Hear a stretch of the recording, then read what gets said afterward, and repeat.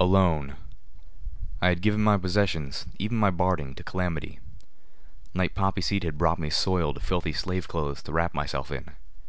Thick wrappings had gone around my right foreleg to hide my pip-buck, complete with twigs and bloodstains to suggest my leg had been cruelly wounded. If any pony asked, I intended to tell them that I'd been run through with a piece of rebar. Then I had been shackled. As with the slavers before, Night Poppy Seed had been unable to shackle me properly at the hoof thanks to my pip-buck, so she had locked the manacles above my knees. I had floated myself into the cage of a slave wagon and bedded down in moldy hay filled with small, itchy bugs. It had only taken minutes to become wretchedly uncomfortable. Between that and nearly getting fucked in the tail by a giant flaming Pinkie Pie that evening before, I had been deemed to look decently pathetic. I had been allowed to attach a few bobby pins to my rags, but I would have to hope that I could find a screwdriver somewhere else on the other side of the wall. Then, with worried goodbyes, my companions left me alone. I was to lay there and wait for a member of Red Eyes' slavers whom the Steel Rangers had sufficiently bribed, or perhaps ensured the cooperation of in less wholesome ways, to come and get the slave wagon. I'd forgotten what it felt like to be alone. I had spent my whole previous life alone.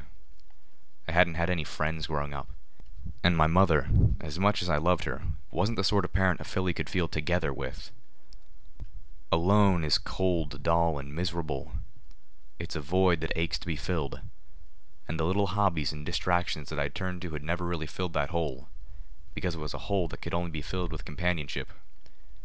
Growing up, the closest thing I had come to that was music, the singing on the Stable 2 broadcast. At least with music, there was another pony involved who was trying to make a connection, and I could pretend that pony was trying to make a connection specifically with me, not just any pony who was listening. The illusion was never perfect, and I couldn't be held beyond the song, but while the music was playing, the mirage of friendship helped protect me against the cold. Needless to say, it was the songs of Velvet Remedy which I had cherished the most. I had even fallen in love, I think, with my dream of her. I still remembered the hurt when my ridiculous and unrealistic mental image of her was shattered by the real thing standing in a train car, a non-prisoner in a slave town. And even then, I think I still clung to little fragments of my dream Remedy until the day she shot me. That said, I wouldn't have traded my very real friendship with the actual pony for anything, much less for a relationship with my two-dimensional daydream. What I had was better. Far better. Because it was real. When I left Stable 2, my life changed forever. And the most drastic change wasn't the vast open wasteland, or the sickly sunlight that pushed its way through the clouds. It wasn't the horrors and wickedness and cruelty I had seen, or the daunting amount of pain I had suffered, or even the growing river of pony blood drowning my hooves. The most drastic change was friendship, and it had started just a few days out of the stable, with a pony named Calamity. Calamity was unlike any pony I had ever met. He was fearless and noble, and just in a way that I could only aspire to. And he cared about me in a way no pony, not even my mother, ever did. He was willing to stand by me, even when I was being foolish and wrong. Not that we never disagreed, because we did often enough, but he gave me the benefit of the doubt. He trusted me, and he was some pony that I knew I could trust in return. I freely admit that I had been jealous when Calamity and Velvet Remedy had started to gravitate towards each other, and, in retrospect, I have to wonder, was my conviction that they were a couple already accurate, or a self-fulfilling prophecy? How foolish I was to feel that way. But friendship was, and is still new to me, and I had many lessons to learn about it. And many, many more to go, if the sheer number of Spike's stories are to be believed. Only after I had come to accept their closeness and take comfort in it, was my heart really open enough to embrace homage. I had friendship, but the void goes deeper than that. I wanted more than companionship. I yearned for love and physical intimacy. I will also admit that when homage first opened the possibility, I was drawn to her out of desperation. But that changed. She changed that. Likewise, I would not blame a pony for thinking that our relationship had been fast and brief. But while it is true that I had not met her in the coat and mane until Ten Pony Tower, I had gotten to know much of her before seeing her face to face, as she had gotten to know me. In truth, I have known Homage almost as long as I have known Calamity. True, I had not known her deeply and personally until Ten Pony Tower, but who really knows their friends well in the first few weeks? and I can safely say that the connection we had built before meeting was laid on a solid foundation. I can say this thanks in great part to the honesty that I realized Homage embodies. The Homage I grew to know as DJ Pony was and is the real Homage. Not Oliver, granted, and not without trappings, but real all the same. Homage knows of me at my best, but she's also seen me at my worst. And instead of being scared away, she's embraced me and let me in. She's held and comforted me, and she's done much, much more, allowing me an intimacy that I'd only daydreamed about before, and, usually to my private shame. With Homage, I don't feel ashamed. Having seen the memories of Steel Hooves, a melancholy realization had crept into my thoughts. He was the only one of my companions who had been in a similar relationship. Yet, unless Calamity and Velvet Remedy had managed to be up on things with a far greater degree of sneakiness and stealth than I attribute to either of them. Like me, he had a companion whom he could trust to be open and honest with him, and, like me, he chose to keep things from her. I'm quite sure he did not reveal to Applejack the murder he committed, whereas in my case, I've kept from Homage, well, another murder Steelhooves committed. Thinking on these things, I suddenly found the parallel downright creepy. Steelhooves once told me that I would learn he wasn't a better pony, which I certainly have seen is true, just like she did. And while I can only guess at what befell their friendship, I do know that he and Applejack were together on the day the bombs fell. I must assume they at least worked at mending any damage his dark secrets had caused, and I also know that ultimately she left him. She chose her family over him, and she left him behind. And he's been living with that abandonment for 200 years. Alone. With an aching heart and a sense of unease, I found myself desperately needing to talk to Homage. With any luck, I would be able to do so as soon as my friends had the override installed. I wondered if I would be able to speak to her just by talking to the air. But from what I had heard, it seemed more likely that I would need to get to the station myself to have real communication with her. Either way, I was determined to come clean, for better or for worse. Unlike the hobbies and distractions of my lonely youth, friendship really can fill the void enough for a pony to be happy. And while I wouldn't normally consider my experience in the equestrian wasteland to be happy ones, I really have been happier out here than I ever was in Stable 2. Being with friends is a blanket against the cold, a bulwark that makes you stronger, a connection that makes you bigger. Without friends, I was exposed, weak, and small. And, on an unrelated note, itchy.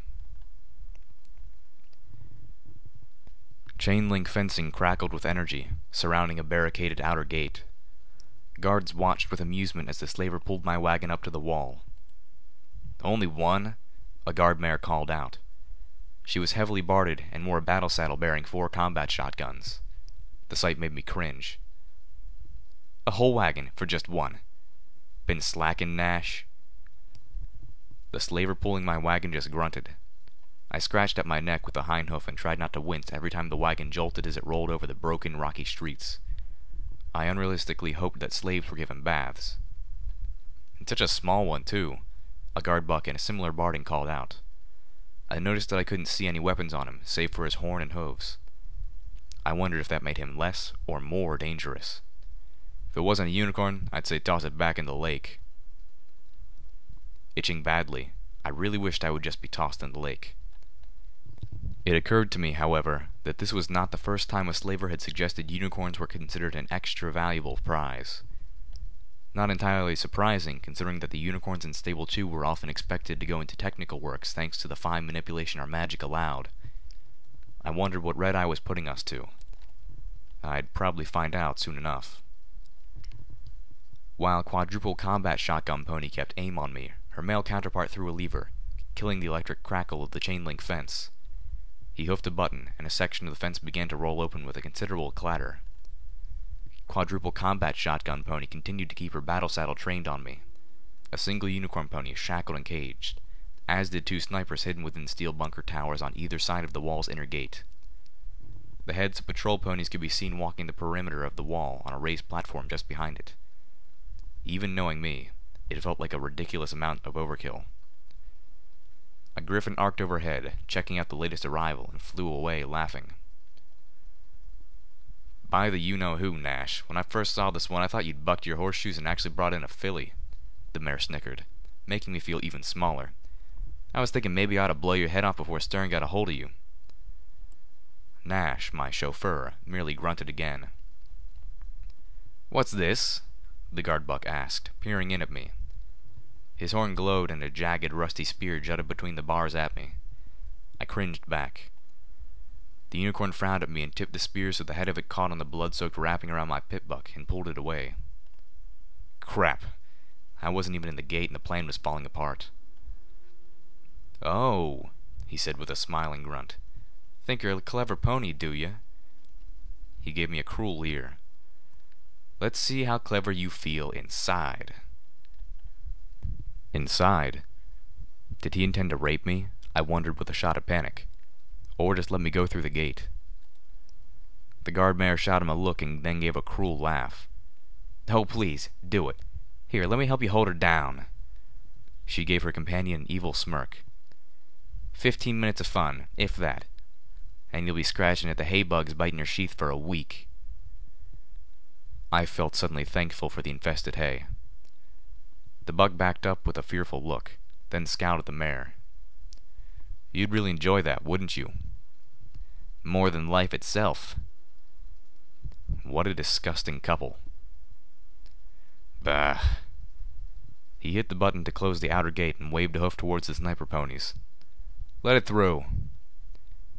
He gave me one more look, this one barely containing revulsion. His eyes moved to my pit buck, now partially visible through the wrappings. "Oh, Integrity Doc Slaughter. She's got one of them leg terminals that are a bitch to get off."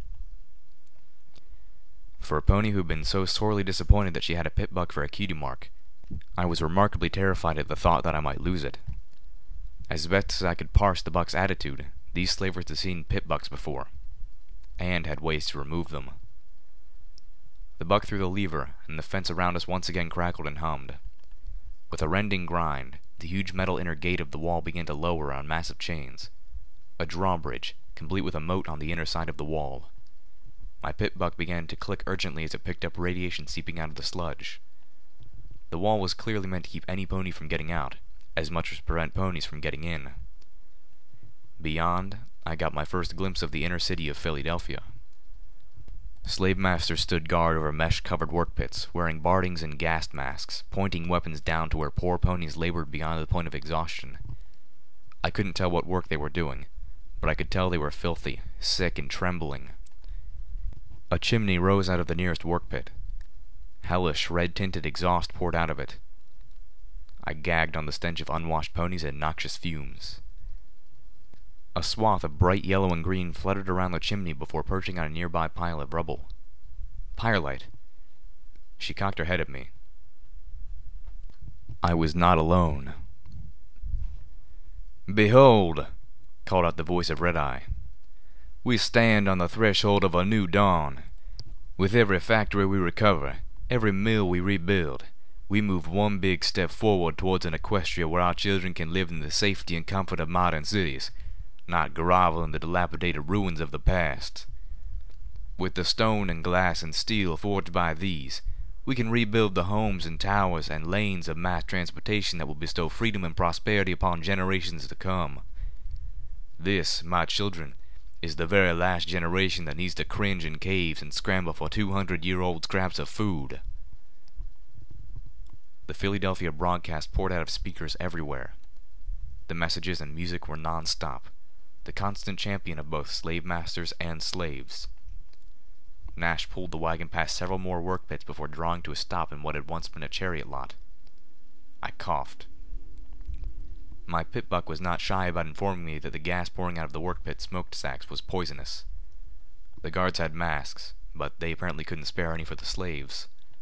I trembled with anger. The rate of attrition here must be unconscionable. The lot was full of cage wagons, most of them recently emptied by other wagon pullers who were amassing slaves in an open area of the pavement. The gate I had come through was not the only one, and I was not the only new arrival. Nash opened my cage and stuck his head in, biting on the chain between my shackles and hauling me roughly out. I was dragged into a throng of suffering ponies, each of whom had clearly been through weeks of torment before even getting here. A large black griffin in dark gray talon barding landed on the roof adjacent to the chariot lot and turned her white feathered head to scowl at us. Above her rose a banner that fluttered in the wind. The Red Eye flag. She had a whip curled under one wing and an anti-machine rifle strapped to her back. "The work is hard, yes." Red Eye's voice continued out of the nearest speakers as the griffin above scanned the miserable group of ponies beneath her. "But only through the generous gift of our effort can our children and our children's children have a better world. We must selflessly give all that we have so in a new Equestria we may rise. And that is not such an easy thing to ask." Honestly, Red Eye, I don't see much asking going on. "Tribals only care about their small groups, unable or unwilling to view a larger picture. Raiders and Steel Rangers are the epitome of selfishness, caring only for their own base desires and outdated codes, taking what they want from the rest of us and giving nothing back. But here, today, and every day, we give back. We create. Where others know only to tear down, we build. And that, my children, is how we pave the way for." One of the other wagon pullers shouted at us, making many ponies cringe, and one actually burst into tears. "Make yourselves presentable, you worthless mules." The griffin's expression suddenly turned from something resembling mild contempt to cold anger. She drew the massive anti-machine rifle faster than I would have thought possible. The report of the gun was like the righteous anger of Luna. The wagon puller was ripped in two, the bullet punching through the asphalt and burying itself deep in the ground. A few ponies screamed. A magenta mare with an orange mane began backpedaling, trying to keep her hooves out of the spreading pool of blood, her terror-stricken face splattered with what looked like part of the dead slaver's stomach lining. "We are not animals. We are not zebras. We are ponies. We have a better nature and a higher calling. We know that the road is hard, and yet we stand and face the challenge. We know that many of us may suffer and perish and never taste the sweet fruits of our labor.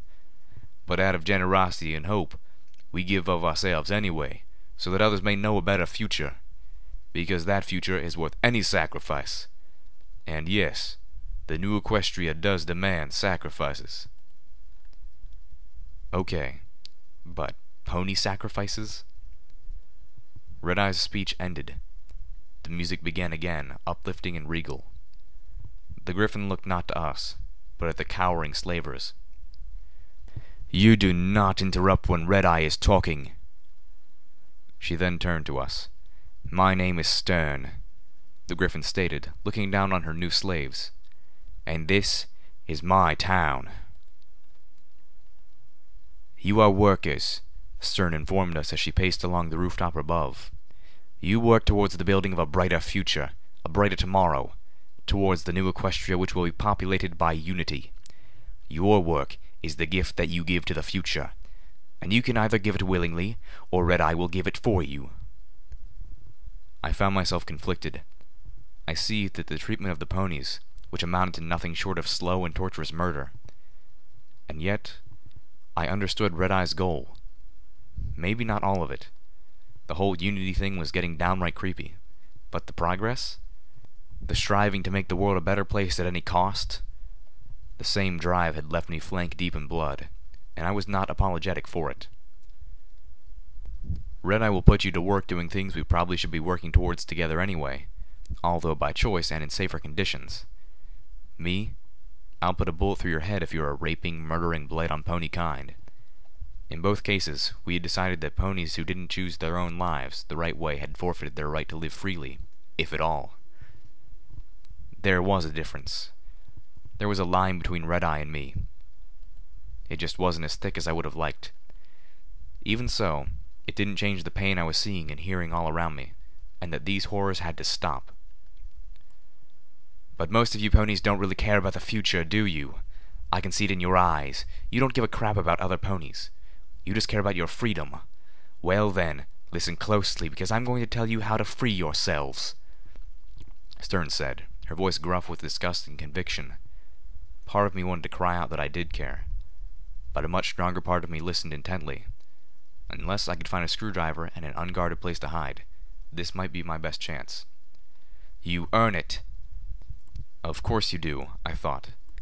But Stern was quick to expound on that concept. You can toil in the mills and the factories and the workhouses until you drop, or you can volunteer for more dangerous jobs.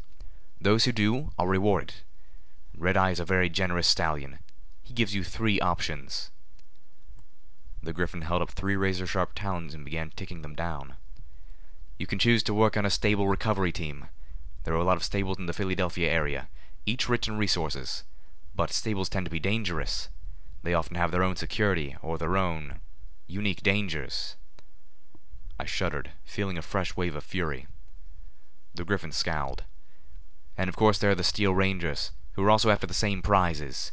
And before you start getting any wrong ideas, let me warn you, the Steel Rangers have adopted a slaughter-first attitude towards anyone that stands in their way of reclaiming old Stabletech property for themselves. They will slaughter you just as quickly as they will slaughter us.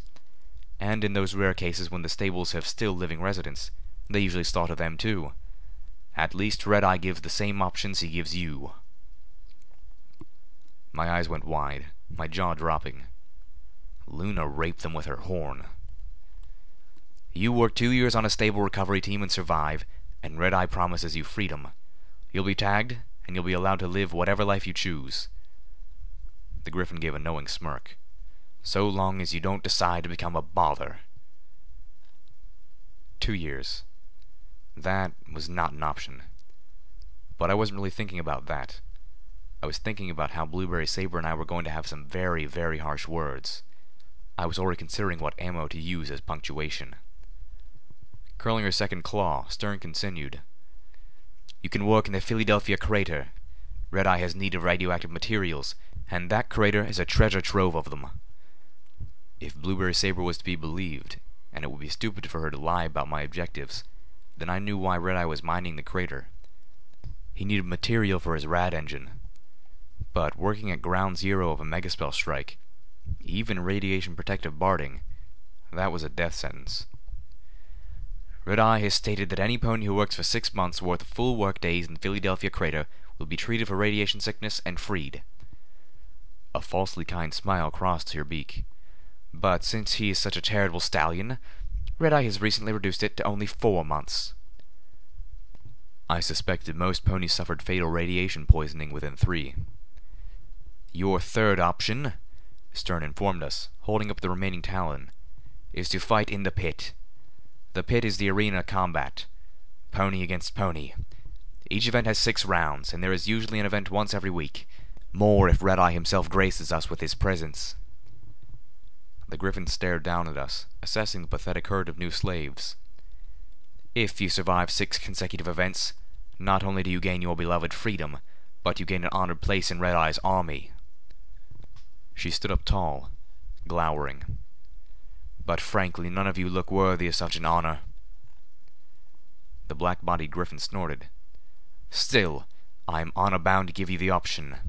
Just try not to make it too easy for your opponent if you do. Then, scowling at us yet again, she warned. These are the ways to earn your freedom, but there are 2 more ways to gain it. You may at any time choose to join the Unity. If you do, your fate will be in the hooves of the goddess. She said the word as if it was distasteful. Or, of course, you can gain freedom through death. Try anything stupid. Try to rebel. Try to fight. Try to run. Any of those are fine ways to die horribly. Stern fixed us all with a stare. But that is all they are. Welcome to the Philadelphia Fun Farm. A weathered, oversized image of Pinkie Pie's head and forehooves peeked over the top of the arched wrought iron gateway. Beyond lay the decaying ruins of what had once been a massive amusement park. I remembered it from the poster in Steelhoof's shack. Everything from the Grand Galloping Gala should have been. Every day, forever. We were herded through the gateway. A fair bulk of the old amusement park had been converted into slaves' quarters. I had been assigned a straw mat somewhere in an enclosure where ponies once galloped around in mock-ups of plow wagons, ramming into each other for fun. Being new, I didn't rate 4 walls, only a roof. And I was told to be glad for that. The rain in Philadelphia, they warned me, burned. On the path up to the gateway, I spotted slaves harnessed to actual plow wagons, pushing mounds of rubble as they pulled a chariot behind them, carrying the slave pony master who whipped them if they weren't going fast enough. Or if the slave master liked the sounds the poor pony made when struck brutally with the lash. Or if she was just bored. I wondered if any of those tortured ponies spent their nights sleeping in the bumper plow pit. Sometimes, irony sucked. Once, colts and fillies would drag their parents from miles around to romp and play in the silly rides and spectacles the Philadelphia Fun Farm provided. Now, it was a monstrous monument to slavery and death, wrapped in garish, peeling paint. Pinkie Pie would not approve. Above us, 3 Pinkie Pie balloons floated in constant orbit over the decayed amusement park. One moved freely. The other 2 were anchored, one apiece, to the 2 tallest buildings still standing within the curtain of the wall. The first was leashed to an old hotel, beaten but unbroken, which towered just a few blocks beyond the eastern edge of the Philadelphia Fun Farm. The huge lettering on the 20th floor balcony was nearly rusted away and had long ago lost its lighting. But even without it, I would have recognized the Alpha Omega Hotel from its small picture in that old news article I'd seen a couple days ago. The second Pinkie Pie balloon was bound to a building rising out of the Fun Farm itself. It was clearly stylized as a barn, looking like nothing so much as a colossal version of the old building on Sweet Apple Acres. The first floors were covered in gaily colored murals and fairy tale characters, most of which had slid from the precipice of childlike frivolity into the valley of disturbing imagery. The roller coaster that looped all around the amusement park actually passed through the building on the 6th floor. A huge radio tower jutted up from the top, modified to look like a comically oversized weather vane. I realized that I was looking at the Philadelphia hub of the Ministry of Morale. I should have known. Pinkie Pie and her ministry had created the Sprite Bots. The source of the Sprite Bots broadcast had been the Ministry hub somewhere. It wasn't powerful enough to reach all the way to Manhattan, but with each Sprite Bot rebroadcasting the signal, the Ministry of Morale's reach had been effectively infinite. When Red Eye had taken the hub, he had simply added his sermons to the playlist. The music itself was the same songs that the Ministry of Morale had been broadcasting since before the war. As if mocking me for my revelation, the plucky harpsichord number playing over the speakers suffered an influx of lyrics. You gotta share. You gotta care. It's the right thing to do. I really, really wanted the gun. Oh, look, called out a blood-red mare whose dark green mane was done up in spikes. She was lounging on the spectator railing of the bumper plow arena. Fresh meat. The slave master ponies walking with us took their leave. Nash gave me a parting look that I couldn't interpret. Then we were alone with the other slaves. Many paid us no mind. Most that even spared us a glance did so with sad, resigned expressions. I felt sickened at the sight of several of them. Many were shedding their remains and coats, revealing boils or discolored flesh beneath, or suffered from withered limbs or sloughing facial features, the slowly dying victims of radiation poisoning. And then there were the bullies. The blood-red mare slid from the railing and stalked towards us. "Listen up, my little grubworms," she barked. Her cutie mark looked like an eyeball on a pike. I shuddered, wondering just how you end up getting that as a cutie mark. Blueberry Saber had warned me that I might have more to fear from my inmates than my guards. Another pony joined her, a hulking, piss-colored male pony with an ugly scar and the cutie mark of a very angry yellow flower. I got the absurd feeling that the flower wanted to kill me. The school and stable, too, had bullies, and these ponies reminded me of them. No matter how powerless we all were, they could find power by making the rest of us even more miserable. It was contemptible, at best. With every pony suffering, I felt it was vile that some of the slaves themselves would go out of their way to make it worse for others. I had learned that the best way to gain strength was through friendship. Shouldn't we all be working together? But this was faster and easier for the selfish. "I'm Blood," the appropriately colored mare with the spiked mane announced, then introducing the over-muscled buck. "And this is Daff." The lug stared at us, his eyes lingering on the mare's. "I know you all just heard Stern's big spiel about how Philadelphia is her town," Blood said, which I bet she wouldn't have dared if the Griffin were anywhere nearby. "Well, the bumper plow pit is our domain." "What a glorious empire you have there," I snarked under my breath before I could stop myself. Blood looked like she'd been slapped. Excuse me? She trotted up, eyes narrowing. Did you just talk? Because it sounded like you just talked, and I don't remember telling you to. Why couldn't I keep my mouth shut? Well, at least maybe if she kicked the crap out of me, she'd manage to crush all the biting bugs on my coat while she was at it. Then again, maybe it was a good thing I'd gotten her attention. If I became the bully's new chew toy, then that would spare the other slaves at least some of their attentions. I'd faced a dragon. I could take the crap these two could dish. Okay, so I ran away from the dragon. But that's just getting nitpicky. Well, did you just talk? Blood demanded, sticking her snout against mine. She had to lower her head a little to do so, something I could see she enjoyed. My small stature made me a particularly appealing target. I just said what a glorious empire you have. You know, with the crumbling amusement park ride. I stammered, cringing back. You must be so proud. Her eyes widened. Oh, you're just begging me to mess you up. She lifted up a hoof and brought it down on the chain of my manacles, driving my face into the dirt. Okay, Philly, this is life from now on. You speak when I tell you to speak. You lick where I tell you to lick. And you give me half your food rations every night. And maybe, just maybe, I'll keep you for myself rather than letting Daff here have you every Luna damn night till he splits you in two. I looked up at her, putting on a pitiful expression.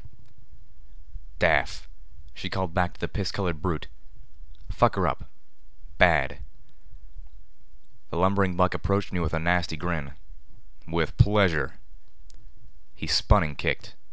Hard. Pain exploded through my breast. I found myself flying back through the air. I crashed through the rotted remains of what had once been a hot dog stand, with a picture of Pinkie Pie slathering on the mustard. I was struggling to get on my feet when he slammed into me at full gallop, sending me sprawling. I thought I heard a rib crack. Breathing was becoming painful. The buck trotted up to me as I fought to catch my breath and reared up. Without armor, I was afraid he'd break my back, so I twisted. He compensated, his hoofs coming down on my stomach, knocking any wind I had out of me. I coughed, tasting blood. The huge buck positioned himself over me. My horn glowed softly as I wrapped a very tender part of him in my telekinetic sheath, and gave him a warning squeeze. Daff stopped abruptly. Here's the deal, I whispered, half moaning in pain. You decide I'm not worthy of your attentions. That way, you get to save face. In return, I don't show you just how good I am at this particular trick. I squeezed a little harder, and the buck jolted with pain, sweating now. And you keep yourself to yourself and away from all the other slaves, or the deal's off. A slight bit tighter, and Daff nodded fervently, tears spilling from his eyes as he tried not to scream. Deal? I asked, even though I knew he'd already agreed as I gave the telekinetic field a slight twist. His reaction was utterly worth it. Good, I growled, my mouth tasting of warm copper. I released him, dropping my head back as my vision swam. I needed a medical pony. I needed Velvet Remedy. Shaking himself, Daff made a show of staring me down, and then dismissed me with a huff. Fuck that, he said too loudly. She's so tiny to be like fucking a kid. He turned around. Blood was looking at him with one eye narrowed in disbelief. Daff glanced back over his shoulder at me, snorting, apparently deciding what he could and couldn't get away with. He drove his right hind hoof back with a gruesomely hard half-buck that landed directly between my hind legs.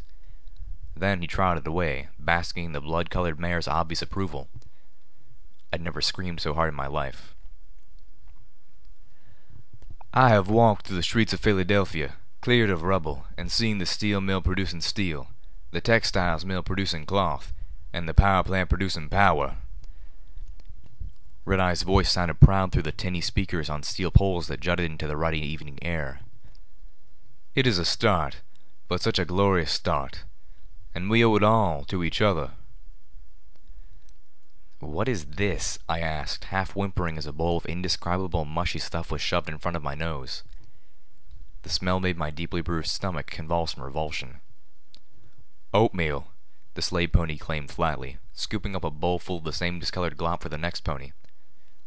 Oatmeal? Are you crazy? I stared in disbelief. This doesn't look anything like oatmeal. Or smell. Or, I added as another portion of the muck sloughed from ladle to bowl, sound. I gave half of the oatmeal to Blood, feeling like I was the one being cruel. Then I limped around until I found another pony who had been bullied out of his share and gave him the rest. I was in too much pain in tender places, including my stomach, to attempt eating anyway. In turn, he gave me very depressing advice on continued existence as a worker in Philadelphia. Don't choose the crater. Most ponies who go in there don't live even 3 months, much less 4. Don't choose the pit. You'll have to survive as many as 36 battles against other slaves to make it, and the battles were always to the death. I moaned at that. I couldn't see myself taking the life of another slave. Well, maybe Blood and Daff, but certainly not the innocent ones. He himself worked in the scrapyards, using a tool he called an auto-axe to cut apart chariots and other large hunks of metal for melting down in the steel mill. It was dangerous work, and they were kept under supervision by guards in high places, but there weren't any whips. No slave master was going to get into a scrapyard with a slave wielding a spinning blade magically enchanted to slash easily through metal. He regaled me with the many ways to die in Philadelphia. One of the least pleasant ways was to work in the pits I had seen on the way in.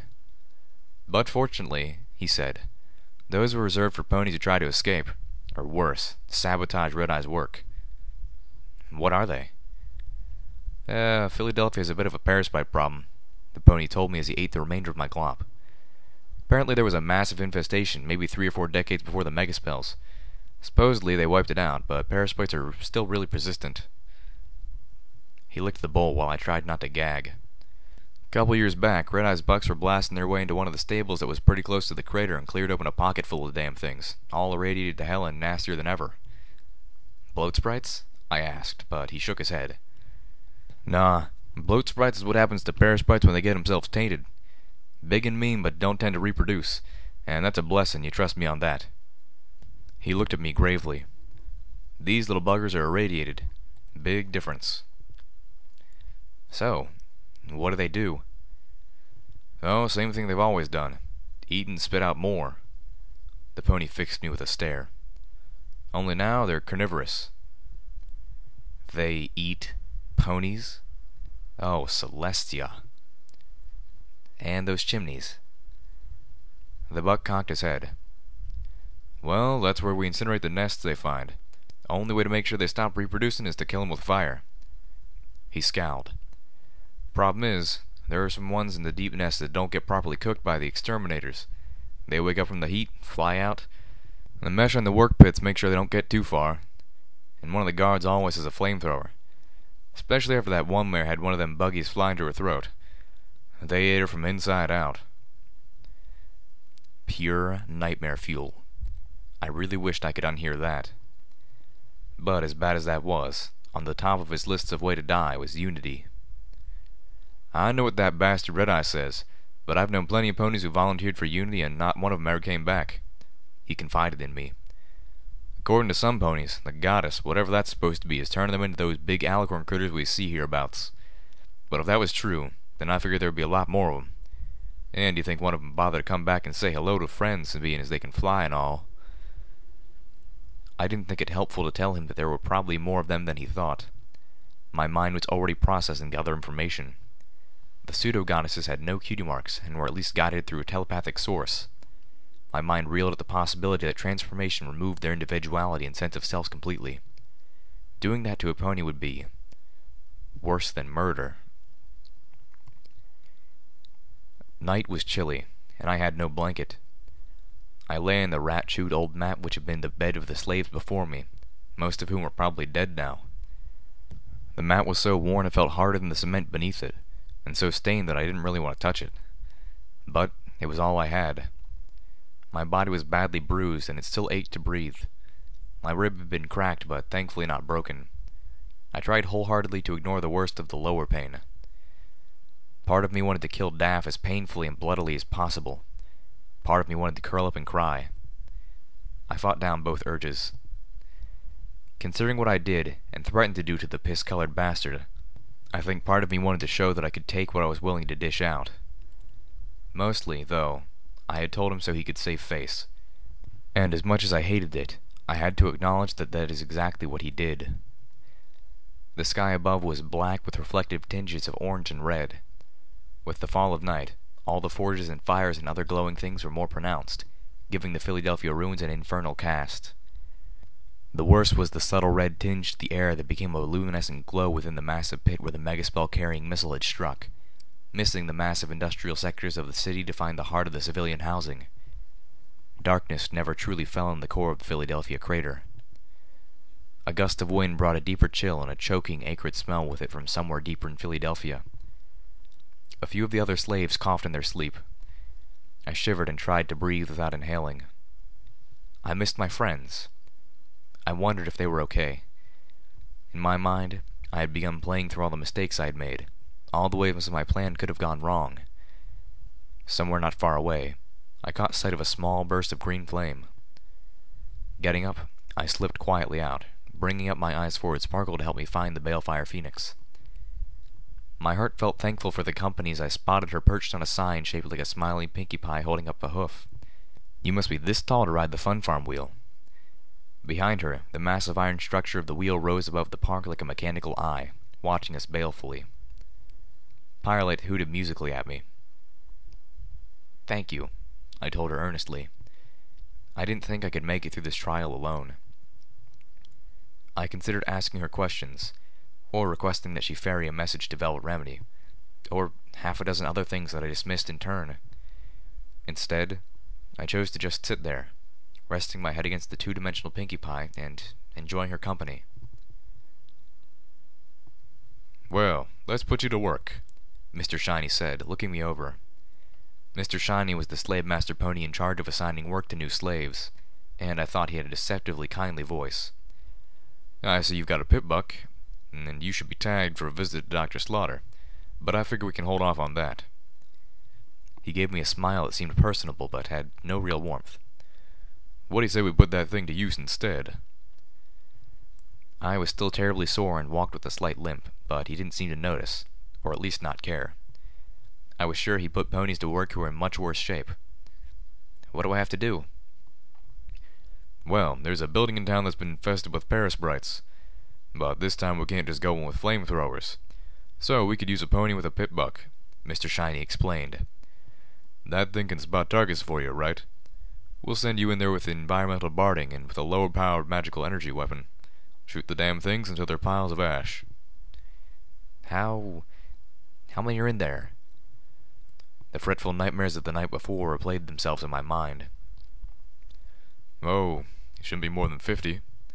They haven't had anything to snack on since the infestation was discovered. Poor Whitetail." Within half an hour, he had me equipped and ready to go. Except for ammo. I'd get that after I entered the building. They'd shove it through a mail slot. Beams of bright magenta magical energy lanced through the air at me from the security turret in the hallway ceiling. One of the blasts struck my environmental suit, melting a hole into the size of a hoof just below my cutie mark and burning my flesh underneath. As I threw myself behind a desk, I hoped it wouldn't scar like the slash on my neck. The terminal on the desk glowed softly, the same sickly pale green that almost all of them did. I hid myself behind it as I began to hack into the system. It took me a moment. The terminal's security was pathetic. And I was in luck. The terminal could shut down the turrets. The turret let loose another barrage of pink energy. Several lancing bolts struck the backside of the terminal. It exploded in my face with a blast of sparks. I would have been permanently blinded, if not outright killed, had the environmental suit not included a gas mask and heavy goggles. I cringed back behind the desk and considered my options. Until now, the bug hunt was more frustrating than dangerous. The barding had been made effectively immune to the Parasprites, and I'd become so practiced in the art of stealth that I could sneak right up behind one before the half-blind thing spotted me. Which was good, since I had almost no skill with magical energy weapons. Even at close range, even with sats, I missed as often as I hit. As the turret spewed out another barrage, a little yellow Parasprite flew towards me, drawn by the smell of my burned flesh. I slipped into sats as it drew close, aiming the laser and firing. I hit it with the third shot, and it disintegrated into a flash of turquoise ash. I dropped the targeting spell, and then kicked it back up a second later to help me take down 2 more Parasprites, one of which was approximately the color of dead flesh. I think I'm in trouble. I checked the magical spark pack. The second 2 had taken me 5 shots to vaporize. Better, but still not good. According to my Pitbox initial scan, there were 52 Parasprites in the building that I had to wipe out, and I had just killed Parasprites numbered 19 through 21. That left 31 more to go, most of which I knew were swarming around the building's factory floor, an area which I had been avoiding, choosing to clear out the rest of the building first. Only, now they smelt flesh. I had 7 shots left. Really in trouble. The turret poured out even more magical energy, trying to strike me down. Not smart enough to realize there was a whole big metal desk in the way. The desk was getting warm to the touch. If I didn't find more ammo in this place, or even better, another weapon. I opened the desk just to check. Bottle caps. 3 of them. I let out a scream of frustration. I looked around, spotting a door marked maintenance nearby. Wrapping the desk in a field of levitation, I carried it alongside me as a shield while I dashed for the door. It was locked. I still didn't have a screwdriver. Looking towards the heavens. If either of you 2 were actually up there, I'm really sorry for doubting. Really sorry. I apologize. Now, could you please send me a break? The turret fired again. The desk was no longer just warm. It was beginning to radiate heat. 3 more Parasprites flew into the room, drawn to my smell. Well, fuck you too, both of you, I shouted upwards. Go lick each other's. I slid into Sats and sent a flurry of targeting spell-guided shots at the Parasprites. 2 turned to ash. The third was struck, falling to the floor but not dying. The other shots missed. And now I was out. I panted, my rib injury burning and making it hard to breathe. Damn it. The turret fired again. The desk was now glowing. In frustration, I snapped. You want this so much? Here, take it! Keeping the desk between me and the turret, I floated it up to the offending machine and slammed at it over and over until it stopped working with a crunch. I then floated it past me the other way, flipping it over and dropping the glowing metal surface on the wounded blue bug. I managed to close myself in an office above the building's main floor. The hallway that the turret had been protecting had led to this room, the equivalent of an overmare's office. There was a small door on one side that probably led to a closet, and massive plate glass windows that looked over the main work area. I stared out one of the windows at the massive, cute, colorful predators swarming between the catwalks above and the printing presses below. Same aesthetic, I noted dourly. It was like the world before had a hard-on for industrial accidents. I also now understood why going in with flamethrowers was not so much an option. The building was a printing house, and a lot of it was full of books, posters, a veritable cornucopia of fuel for an out-of-control fire. Such a fire would probably destroy the very things I was sure Red Eye was after, the presses. I had to applaud the stallion.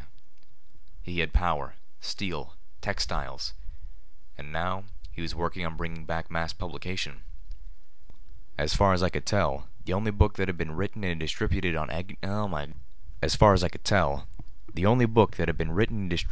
any significant scale since the apocalypse was the Wasteland Survival Guide. Getting this place running would be a major step forward. Those schools he was promising suddenly began to look very real. I spotted several more automated turrets covering the main work floor. Damn things ignored the bugs, but I knew that they'd attack if I so much as stepped a hoof into that room.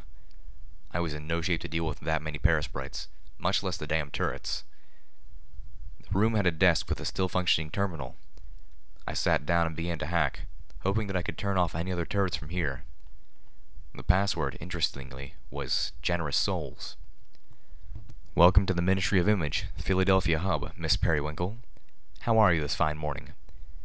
It has been 202 years, 37 days, 1 hour, and 13 minutes since your last login. Would you like to check your messages? Wait. This was a hub? But there wasn't anything here. It was a small building, little more than a print shop. There was nothing here. That made no sense. This wasn't a tower. It was 2 stories tall, and I'd seen enough of the building to be pretty sure it didn't have secret sublevels. There weren't many offices, nothing more than what would be expected from a small publishing house. I got up and started looking around. There were posters on the wall of the office, and many more visible down on the printing floor below. I had seen most of them before. Everything from progress posters of the Ministry of Wartime Technology to the image of Twilight sparkle above the words, "Reading is magic." The poster I'd seen in the Ponyville library, only without the disfiguring graffiti. I glanced back to the terminal and noticed something else. On the desk was an old album. I opened it and began magically flipping through the pages, all full of collected scraps, old newspaper articles, flyers, public notifications. Most were decayed beyond readability. Of those that weren't, many were familiar. The clinic warning about wartime stress disorder, for example. One of the barely readable newspaper articles that caught my eye. Dragon over Hoofington. The Shadowbolts, led by Rainbow Dash, engaged the Dragon Brimstone over the skies of Hoofington last weekend as Zebra forces managed their deepest strike into Equestria in the war's 13-year history. All rumors that the Zebras have enlisted the aid of the dragons native to their homeland has been confirmed. Princess Luna vows to expand Equestria's Pegasus. The rest was supposedly continued on another page. The rest of this one was a picture of Rainbow Dash standing proudly at the head of the fallen monster.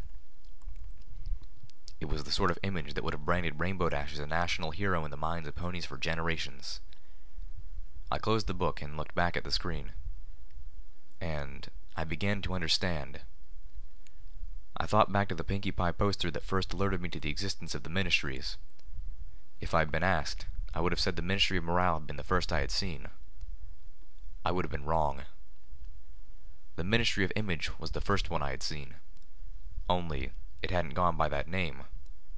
It almost never went by that name, at least not externally.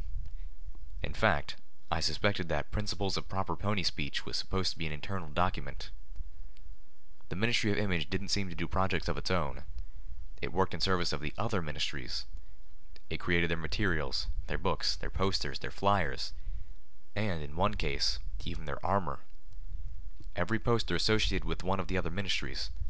Hell, probably every time I had seen or heard anything from any of them, I was seeing the Ministry of Image. The invisible ministry. That was everywhere. I downloaded Miss Periwinkle's messages into my Pip-Buck for later perusal, then moved on to the more pressing task of dealing with the turrets. I had hoped I could turn off the turrets through the terminal in what I considered the Overmare's office, but the terminal allowed me to do one better. It allowed me to reprogram the turrets to wipe out the Parasprites. I crouched behind the desk, listening to the barrage of turret fire fill the main floor of the MI hub. The Parasprite kill count of my Pip-Buck had shot up to 39, and was only now beginning to slow. I realized I would have to hunt down the last ones, the ones in rooms and spaces the turrets didn't cover. But suddenly, my job was a lot easier. My luck just kept improving. There was a bathroom off to the side of this office. The toilet water made my Pip-Buck freak, and the sink was completely non-functional. A plumber pony had been working on it when the megaspell hit. Her skeleton was still in the room. She had been killed by a chunk that fell from the ceiling. There wasn't much left of her maintenance uniform, but it was enough to patch the hole in my environmental suit with the aid of Wonder Glue. And there had been several bottles of the latter in the pony's toolbox, along with a wrench and, squee, a screwdriver. There had also been a feebly locked medical box with a few healing bandages and a couple extra bobby pins. And a tin of mint owls. I stared at the tin for the longest time, fighting the urge to just go ahead and take one. Just one. It took effort to shut the box, leaving them inside. I relocked it. Never again. I was finally out of these damned shackles. I noticed that most of the other slaves weren't wearing them, so I was fairly certain I could get away with not wearing them. But if I hadn't gotten them off myself, I suspected there wasn't any pony out there with the better know-how and kindness to have helped me out. I really hated Philadelphia. The turret fire stopped. To be on the safe side, I shut them down completely before stepping out of the office. My Pip-Buck said I had 5 to go, and I was still out of ammo. I needed a plan. Moving back the way I had arrived, I tried unlocking the maintenance room I had been kept out of earlier. With any luck, there would be more magical spark packs inside. The door clicked open, but my streak of luck had ended. There were no magical spark packs, no weapons or ammo of any kind. Instead, there was the skeleton of a Pegasus pony who had locked himself inside, alone with a now empty bottle of buck and a case of painkillers. From the position of the skeleton and the disarray of the room, I suspected he died in severe convulsions, but hopefully unable to feel them. There were a few posters, well preserved, on the wall of this room that I'd never seen before. A rather fantastic poster for a Pegasi aerial acrobatics team called the Wonderbolts, whose bright blue uniforms were clearly copied from the darker, militaristic Shadowbolts design. Or was it the other way around? A framed newspaper article on the wall read, "Wonderbolt's heroic attempt to free zebra captives leaves 4 dead. This morning, Princess Celestia announced the successful rescue of the 17 ponies held captive for 2 weeks by zebra gem pirates. The Wonderbolts, Equestria's greatest flyers, volunteered for the secret mission that sent them into the zebra waters." However, success came at a grave cost as 4 members of the elite Pegasi team were killed in the ensuing battle. Thankfully, none of the captives were killed, and only 1 received serious injury. Throughout this 2-week crisis, the Zebra Kaisar repeatedly denounced the actions of the pirates and offered support to Princess Celestia, but he denied permission for equestrian ponies to enter zebra territories, claiming it would increase existing tensions, and insisting that his army's intelligence indicated that the pirates were operating in international seas. The Zebra Kaisar continues to disavow any knowledge of where the pirate's ship has anchored. Princess Celestia claims that the Wonderbolt's operation in zebra territory was the result of a happy miscommunication, and apologized personally to the Kaisar. The article clearly predated the beginning of the war. One more thing to think about later, when I wasn't trying to find a way to disintegrate Parasprites without a magical energy weapon, or incinerate them without fire. The maintenance room included a workbench, and a variety of odds and ends, including the Buck's Wonderbolt's lunchbox, and a sack filled with some pony's badly decayed porn collection, mostly old copies of Wingboner magazine. I managed not to look. No, really. Okay, maybe just a little. Pegasus mares are kinda exotic, after all. Inspiration struck. I dumped out the magazines and set the sack aside. Then I emptied the lunchbox of the muck that the food inside had rotted into. I brought up the schematic that Ditzy-Doo had given me as a gift. I didn't really expect a homemade mine would be any good against Parasprites, but that didn't mean I wouldn't find a use for one later. I was about to put my new mine into the sack when I had another idea. I couldn't set the damn pony eating bugs on fire inside the building, but... Half an hour later, I trotted out of the printing house with a sack full of angry Parasprites floating next to me. "Oh, Twilight," I sing-songed with a smile. Mr. Shiny was most impressed, and I felt myself flush with pride. Only for the pride to be swiftly followed by shame and anger that I was letting myself feel happy about slave work. And worse, thankful to one of the slavers for praising me. The reward for my efforts was to have the magical energy gun taken from me, but in return he offered me a set of ragged slave barding. It offered little protection, but little was better than none, and it would help against the chilly nights. The former wearer, according to Mr. Shiny, was no longer able to use it due to decapitation. Working swiftly did not lead to more rest, but to more work. I was assigned to the scrapyard for the rest of the day. I spent all of 10 minutes getting instructions on the use of a gruesome-looking auto-axe before the yard foreman, a slave himself, decided he didn't want such a dangerous tool in the hooves of such a small and weak-looking mare. I pointed out that, as a unicorn, I was more than capable of wielding the metal-cutting saw regardless of my physical size or strength. In response, he put me to work gathering the bits of scrap that the other workers, slaves, damn it, were slicing off of old passenger wagons and other sizable metal artifacts of the past. I trudged into the ear-splitting din of the scrapyard. Dozens of ponies were pitting these spinning, magically edged blades against metal. At least a dozen more were on scrap collection duty. I looked up to see the slaver guards staring down at us, armed with battle saddles or assault carbines, keeping well out of range of the auto-axes. A daring unicorn could try to float one up at them, but she would just be gunned down before she could kill more than one. Out of the corner of my eye, I saw the gorgeous yellow and green plumage of Twilight as she circled, a Wonderbolt's lunchbox clutched in her talons before soaring out of sight. Smiling to myself a little, despite my dreary situation, I got to work. Enslaved ponies, crying out under the whips of the slavers, pulled wagons piled with scavenged metal into the steel yard for slicing. I was shocked when several ponies trudged wearily into the scrapyard, pulling a wagon laden with a massive gear-shaped door from a stable. My work was much easier than theirs thanks to my magic, and it afforded me the chance to talk with some of the other slaves.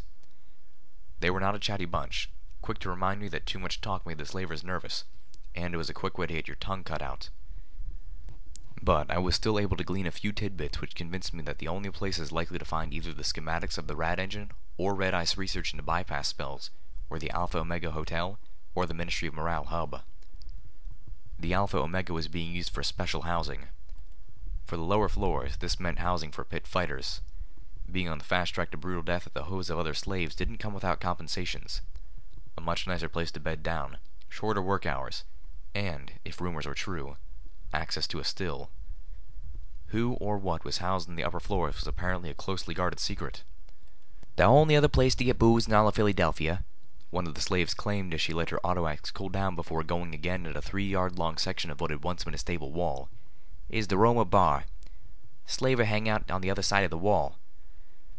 A shame, as I decided that I could definitely use some apple whiskey. "Stern hates the stuff. Says booze makes slavers stupid and she ain't got use for stupid." The slave mare with the really strange accent chomped down on the bit of the auto-axe, kicking it out again and starting cutting. I hung around long enough to bundle the first chunks cut from the wall, then floated them back down to the waiting bins. Then I moved on. From the ponies willing to talk, everything about the comically barn-shaped MOM building was a mystery save that there was always a Pinkie Pie balloon anchored there, that Stern roosted in the upper tower, and that Red Eye himself had private chambers somewhere within. I found myself speaking with another of the slaves, this time a unicorn buck with a cancerous eye and only 3 legs. The result not of an accident or cruelty, but a birth defect from having been born to a tribe who had lived too close to the Philadelphia crater before the wall. Our conversation was interrupted when, one by one, the slaves paused their work to look up into the sky at black clouds. Several pointed. Many whispered. I turned my own head upwards, trying to spot the cause of the commotion. It wasn't hard to spot. A sky chariot was flying overhead, pulled by 2 griffins. Surrounding it was a wing of alicorns. "Welp," the deformed buck muttered. "Looks like Red Eye's here." I stood in the same lot where I had stood yesterday. The blood of the slaver executed by Stern still stained the ground. All around me, other slaves had gathered, pressing close. The rooftops around us were lined with griffins in talon armor. Stern took her favorite spot and stared out over us. Her anti-machine rifle was slung to her back, but I remembered the speed of her draw. The speakers fell silent, March of the Parasprites cutting off in mid-song. A couple of the ponies beside me whinnied nervously. I spotted Blood and Daff in the crowd. Blood looked bored, inspecting her hoof. Daff looked grim. And then I finally saw him. Red Eye. Flanked by an escort of alicorns, the pony who I'd come to blame for a great deal of the Equestrian wasteland's wrongness walked up from a ramp on the right side of the building where Stern was perched.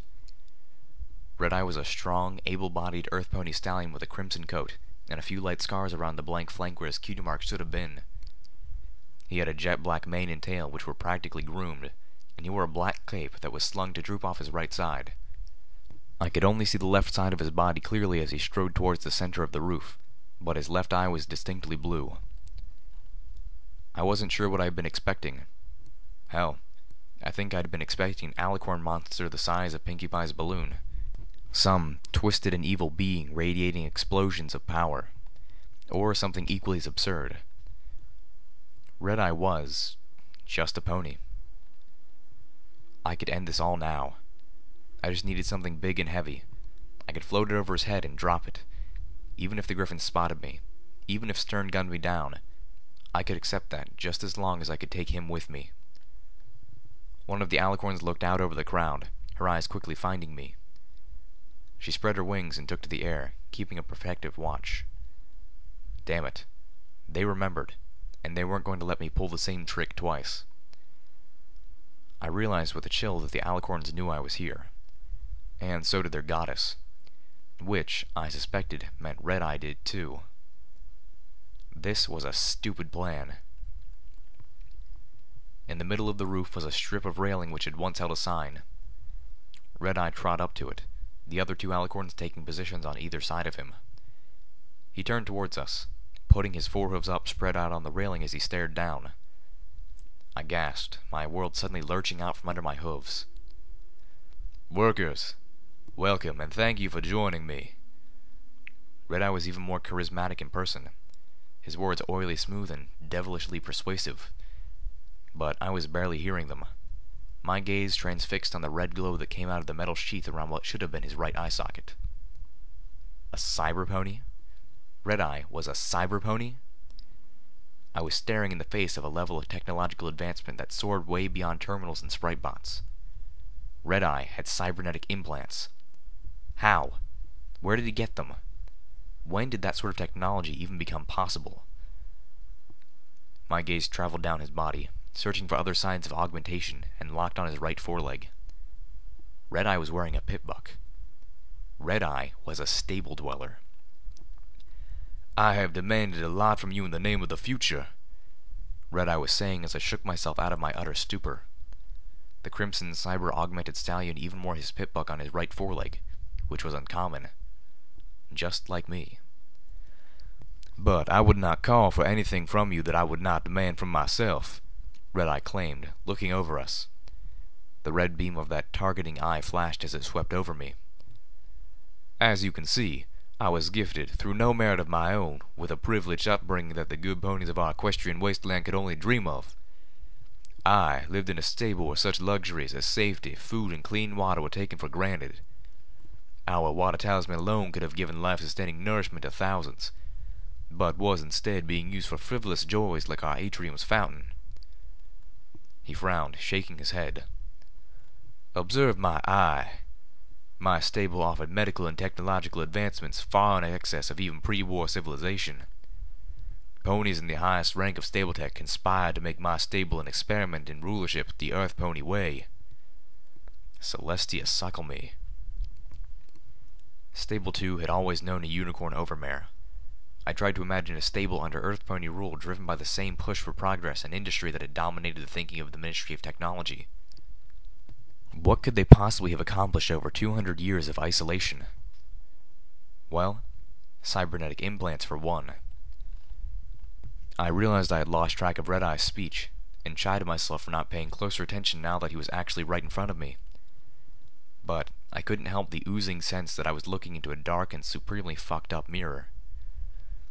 "Saw the equestrian wasteland for what it is, but more than that, I saw what it should be, and what it could be again.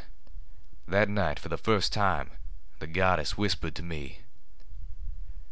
I found myself resisting a face-off. The idea that the Alicorn's goddess was speaking to Red-Eye, or at least that he could be under that impression, made a lot more sense. I knew a pony in Stable 2 who would sometimes pick up the stable broadcast through metal work in his jaw. Celestia only knew what all the wetware in Red-Eye's head was capable of receiving, by intentional design or otherwise. The goddess communicated telepathically with the Alicorns. Was she communicating with him too? Or was he just picking up stray signals? Preacher had suggested develop a remedy that Red-Eye was getting garbled messages.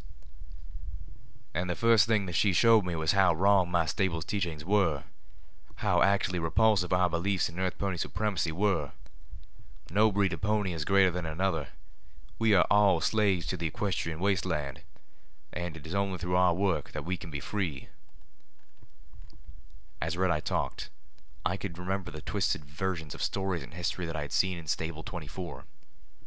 Even the tale of the Mare and the Moon, the tale of Princess Luna's 1,000-year fall to madness as Nightmare Moon, a madness she'd been rescued from by a group of friends who Luna had subsequently chosen to be the mares of her ministries, had been altered into the tale of a fallen prince. I could only guess, if this is what Stable-Tech had done to ensure a male-dominated experience in that stable, what the teachings in Red-Eye's stable would have been. "But that work is worthless unless it is shared. Until we are all free, none of us are truly free. Nor do we deserve to be." Red-Eye glanced away, looking strangely ashamed. Then, with a fierceness I hadn't expected, he told us, "And that is why my stable was the first to be dismantled.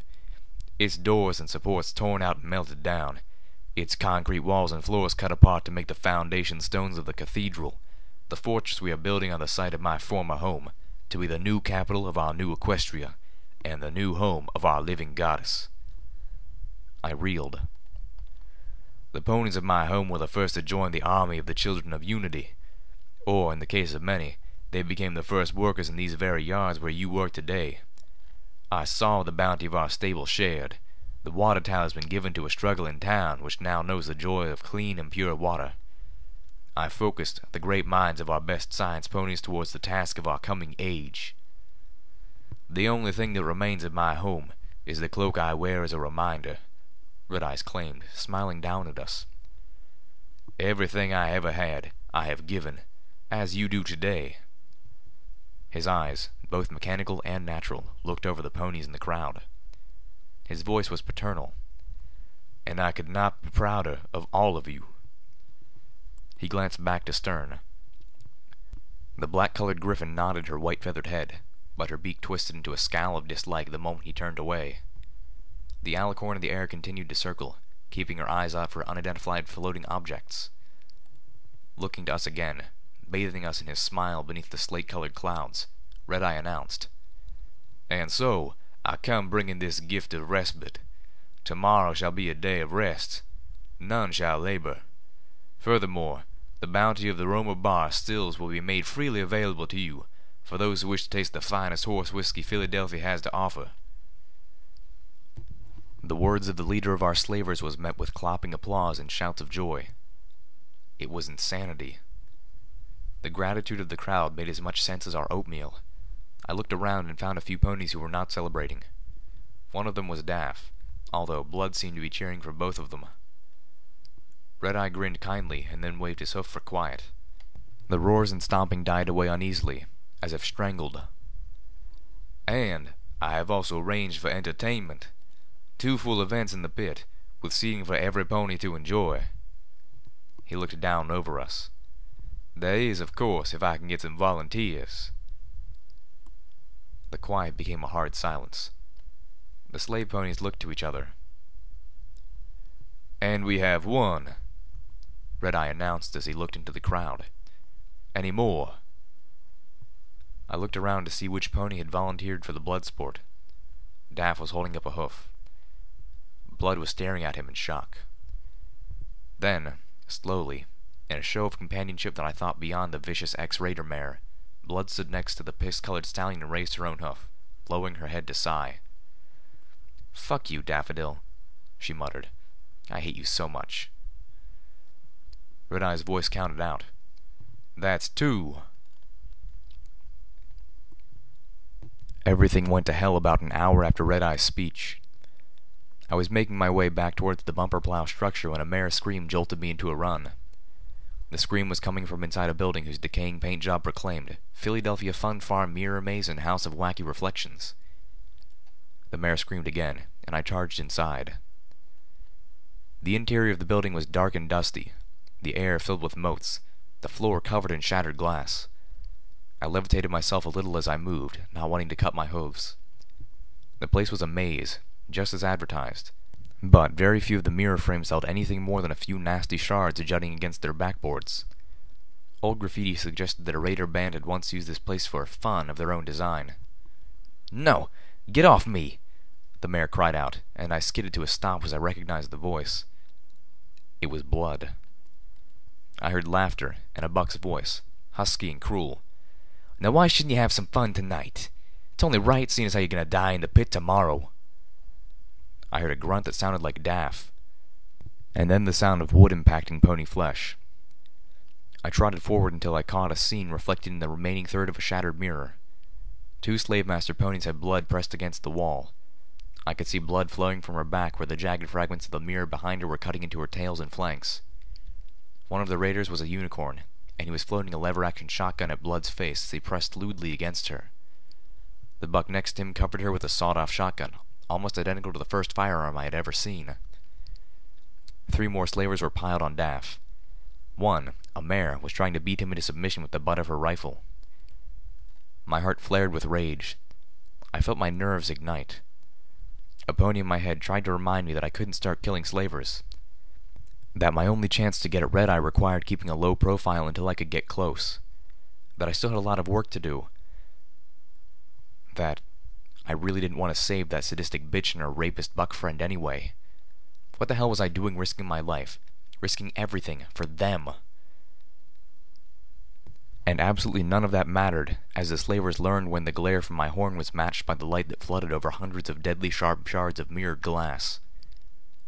The slaver pony with the sawed-off shotgun managed to get a shot off before the room became a Cuisinart.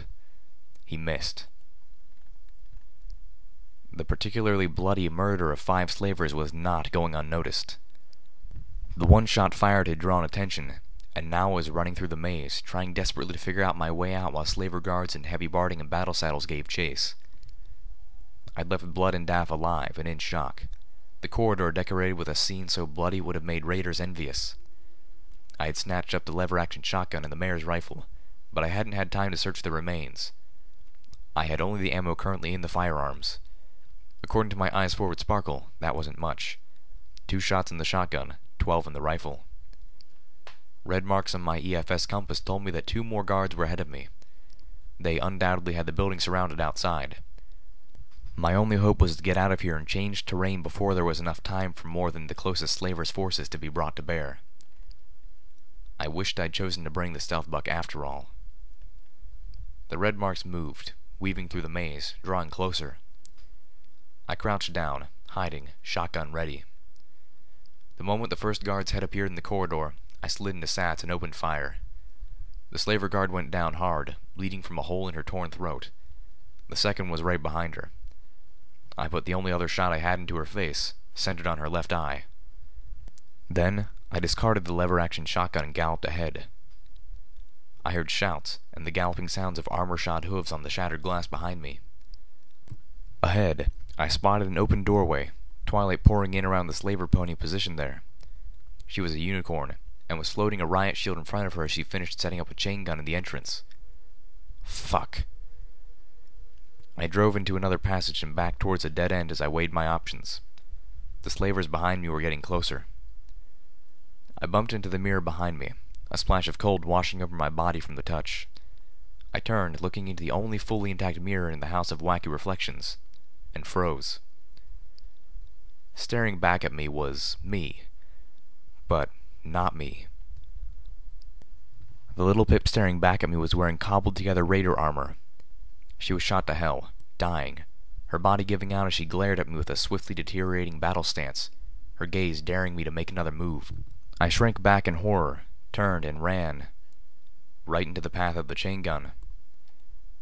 I would have been bloody giblets if my sudden appearance hadn't completely surprised the unicorn mare. The moment it took her to recover was just enough time for me to telekinetically grab the gun and spin it around, opening fire. The riot shield was sorely insufficient to its rather awesome firepower. I paused for a moment in a futile attempt to pull the chain gun off its mounting and take it with me. Then I dashed out the door. A sniper in one of the Pinkie Pie balloons took a shot. The bullet whizzed past me, tearing into a ruined popcorn cart. I started weaving, making myself as difficult a target as possible. I needed someplace safe, preferably someplace high. It was time to call Calamity. This whole plan was a bust. A griffin swooped overhead, strafing at me with a submachine gun. I changed course, hoping I wasn't being corralled. I was. The path in front of me dead-ended at the wrought iron fence that surrounded the amusement park. They had maneuvered me into a trap. At least, that was their intention. As I galloped past an overturned confectionery stand, Pinkie Pie's pink pies, I magically scooped up a dozen scattered pie tins, floating them ahead of me. I levitated them each higher than the last, forming stepping stairs. Wrapping myself with a levitation field to virtually negate my own weight, I ran up the stairway of pie tins and leapt over the fence. The Pinkie Pie balloon sniper fired again, putting a hole through the last tin just as my hoof left it. The griffin turned and continued the chase. But, at least for the moment, I had reduced my opponents to 2. I dove, rolling and brought out my targeting spell, unleashing half the bullets from the rifle into the griffin's armored underbelly as she flew over me. Talon armor turned out to be very good. She was not dead, not even bloodied, but the impacts had knocked the wind from her, driving her to land roughly. I rolled back to my hooves as another sniper shot struck the ground right where my head had been. I needed to get out from under this sniper pony. She was no calamity, but she was a frighteningly good shot. And it would only take one hit. I ran for the nearest intact building, firing the last of my bullets into the 2 guard ponies standing watch in front of it. I tossed the rifle, telekinetically swooping up one of the guard's automatic pistols as a replacement, and burst through the doors of the Alpha Omega Hotel. The hotel which had once hosted the Summer Sun celebration had seen better centuries. The aura of ruined opulence clung to the interior like its faded and peeling wallpaper. The air was dingy and filled with light motes of dust and decay. Small rains of plaster occasionally fell from cracks in the ceiling. The hotel was home to ponies who knew they were on a glorified death row. Ponies sat along the bar, drinking their night away, knowing that tomorrow most of them would be slaughtered in a bloody spectacle for the amusement of the crowds. Crowds full of fellow slaves who would somehow look into the pit and not see themselves. Who could look and actually cheer. My heart felt sick as I walked quickly through the small throng of silent slave ponies. They glanced my way briefly, if at all. They didn't care. Why should they? We were, apparently, incapable of caring about each other. I brushed dampness from my eyes and looked for the stairs. If I could make it to the roof, I could call Calamity and get the hell out of here. I made my way up to the Alpha Omega, Hooves plodding on a rotting carpet. My EFS was picking up a host of friendly marks, but no sign of any pony, or griffin, who was hostile. I passed a painting of Celestia standing gracefully in what looked like a grand ballroom, a kind smile on her face, surrounded by colorful ponies in the fever of a party. The Summer Sun celebration in full swing. The painting was graying from age and dust. Goddesses, this is such a depressing place, I muttered, almost wishing for more guards to come charging up behind me, if only so the adrenaline would shield me from the blanket of despair that was beginning to smother me. Why weren't they? I should have all of Stern's armies on my tail by now. It's not like that sniper didn't see where I went. Maybe they considered me trapped. But even then, I can't imagine why they would just sit back and let me make a home in here. Why weren't they coming up? I found the next flight of stairs and started up. I was just clearing the top when all the friendly lights on my EFS started turning red. I was picking up dozens of hostiles now. Far too many.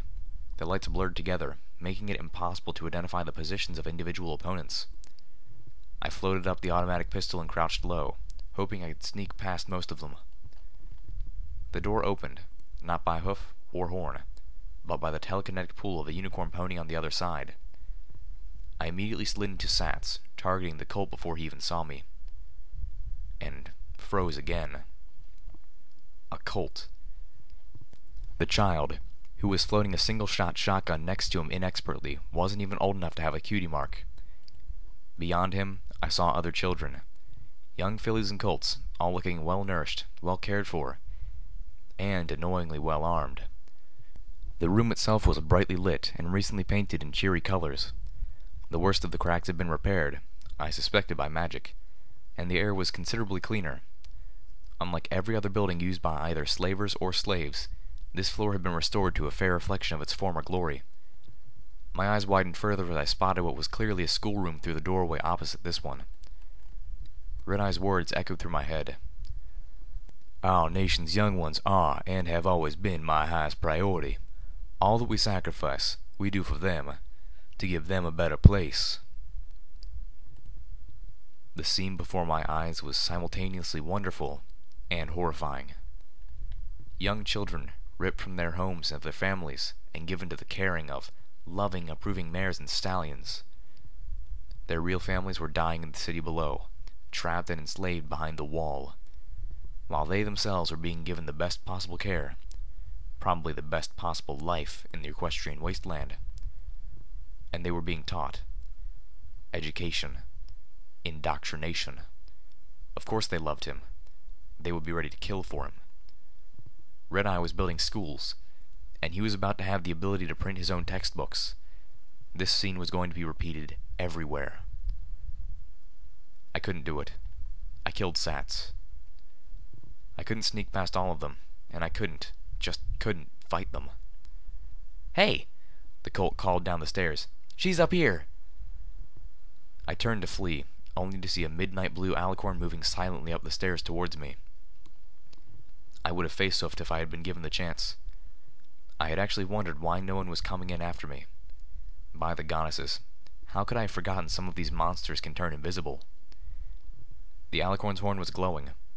A metal apple floated towards me, the pin pulled. The alicorn would survive, but even if I didn't, the colt next to me would not. If there was time, I might have stopped to wonder why the alicorn would threaten a child if they were so clearly precious to Red-Eye. But there was no time. Instinctively, I lashed out with my magic, trying to knock the grenade away. I realized my mistake as the world started to slip away from me.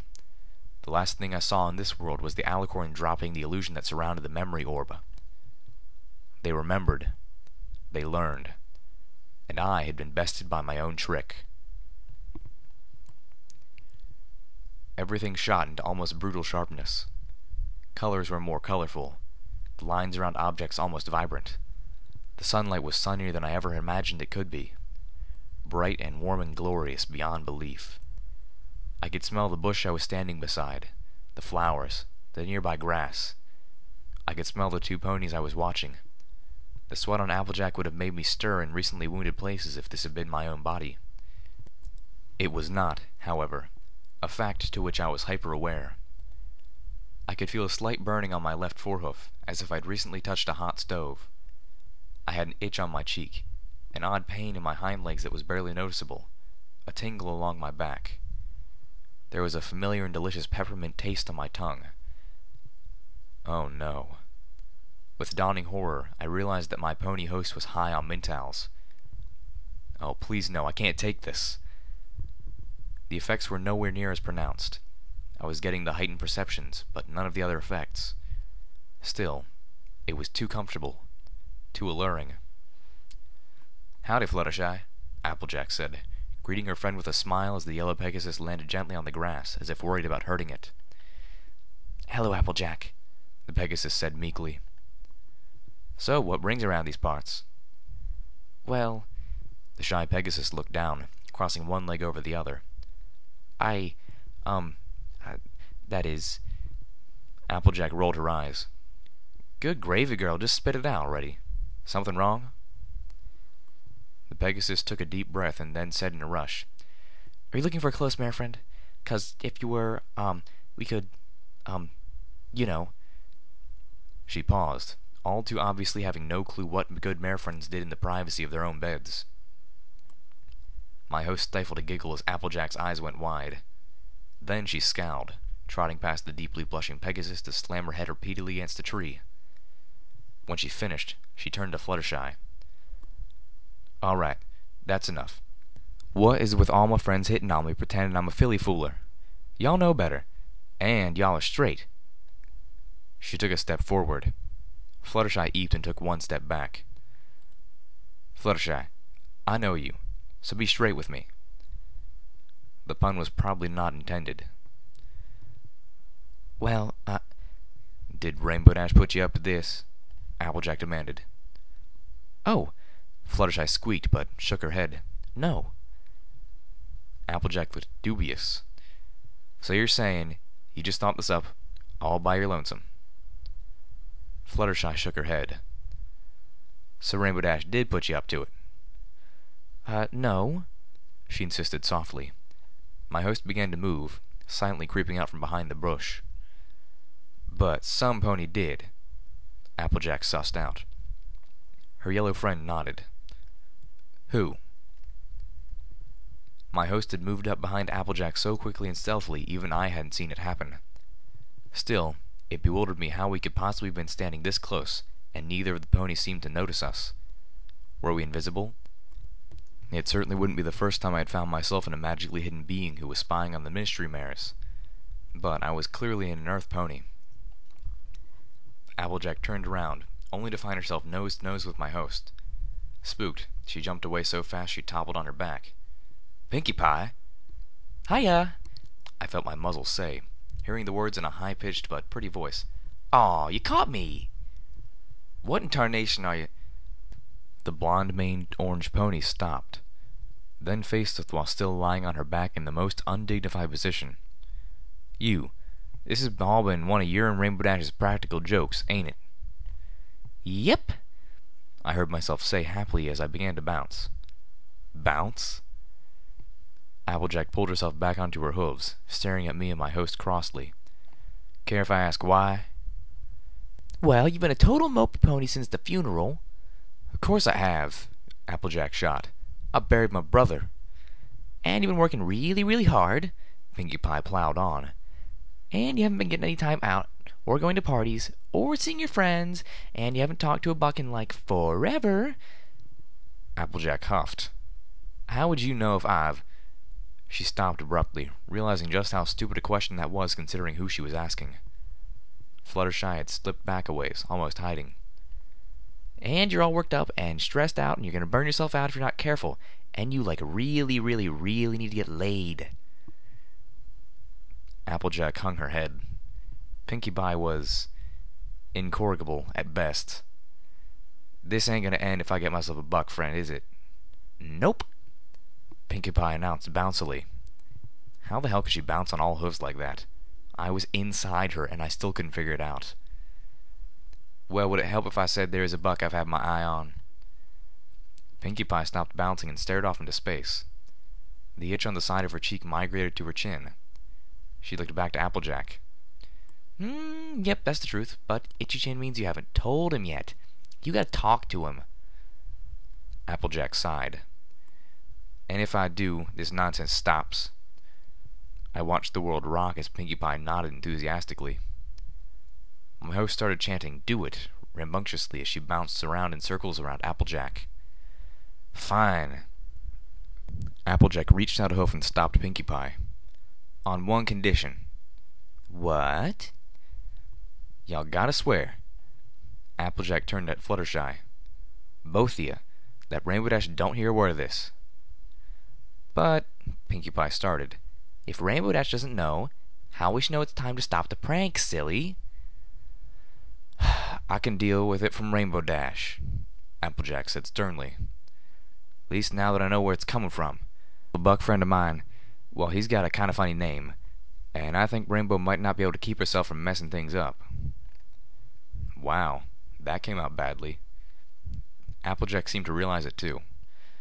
Look, I'll tell her myself when I'm ready, not before. She looked at her two friends. Now y'all Pinkie Pie swear on it. Pinkie Pie swear. My host's reaction was immediate. I struggled to keep track of the odd motions, which ended up with sticking a hoof in my eye, that accompanied the little sing-song that Pinkie Pie and Fluttershy managed to do in perfect synchronicity. Cross my heart and hope to fly, stick a cupcake in my eye. Applejack breathed a sigh of relief. The three friends began to walk, my host falling slowly behind. Ooh, there it is again. Applejack and Fluttershy both stopped, looking back. There what is? Burning hoof means little Pip's watching me, Pinkie Pie blurted out impossibly. Or will be watching me. I'm not sure yet. She bounced after her friends. Who's little Pip? The furnace pits, Stern suggested, glaring at me. I was bounded and shackled to the floor.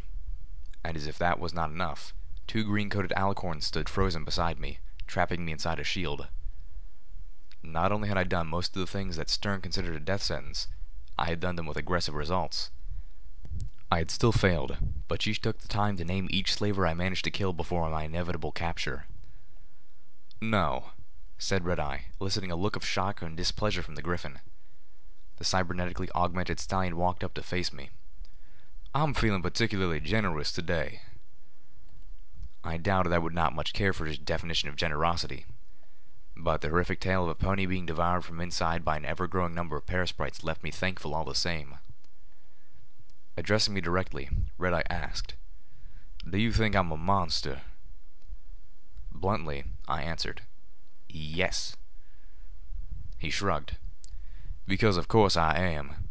And you, Stable Dweller, can probably see it more clearly than most.